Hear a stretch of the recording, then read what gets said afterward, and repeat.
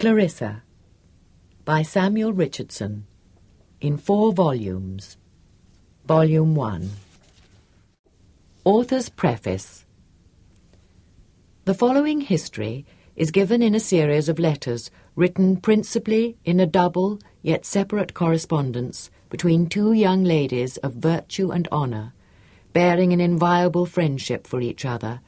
and writing not merely for amusement, but upon the most interesting subjects in which every private family, more or less, may find itself concerned,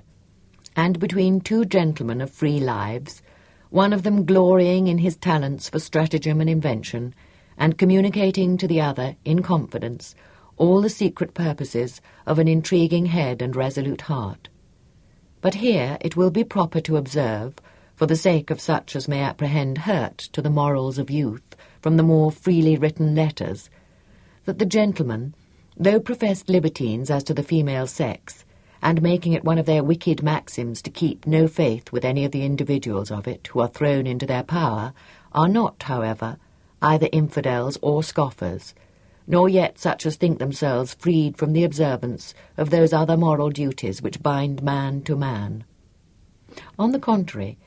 it will be found in the progress of the work that they very often make such reflections upon each other, and each upon himself and his own actions, as reasonable beings must make, who disbelieve not a future state of rewards and punishments, and who one day propose to reform,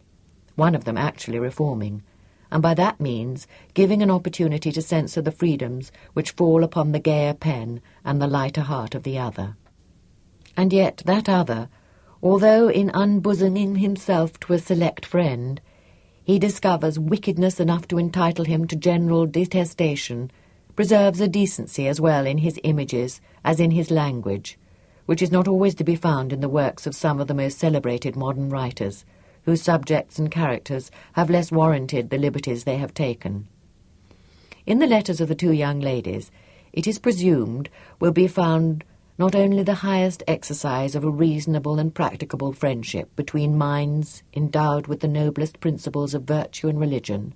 but occasionally interspersed such delicacy of sentiments, particularly with regard to the other sex, such instances of impartiality, each freely, as a fundamental principle of their friendship, blaming, praising, and setting right the other, as are strongly to be recommended to the observation of the younger part, more especially of female readers. The principle of these 2 young ladies is proposed as an exemplar to her sex, nor is it any objection to her being so, that she is not